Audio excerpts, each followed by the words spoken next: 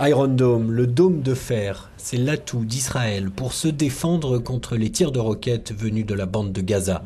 Notre envoyé sur place a été invité par l'armée israélienne à participer à la visite d'un site de lancement de ces missiles. Ce système de défense est un très grand succès quand il s'agit de sauver des vies israéliennes. Le taux d'interception de roquettes est de 90% à Tel Aviv. À Ashkelon, plus au sud, à 7 km seulement de la bande de Gaza, la population est sous un feu régulier depuis 2006, une localité où le bouclier anti-roquettes prend tout son sens. Depuis le 8 juillet, plus de 65 missiles ont été tirés sur Ashkelon et plus de 35 ont été abattus par le dôme de fer.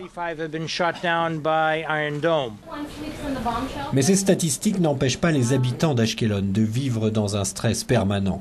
Les enfants ici grandissent dans l'angoisse, c'est ce qu'explique cette mère de famille.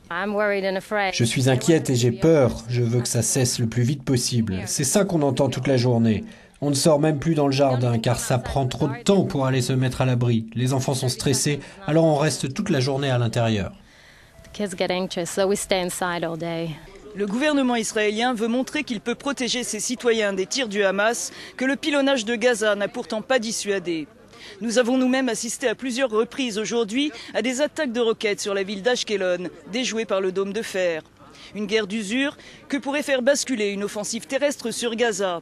Mais cette éventualité semble en tout cas inquiéter les Israéliens que nous avons rencontrés aujourd'hui, bien plus que les tirs du Hamas. Valérie Goria, Tel Aviv, Euronews.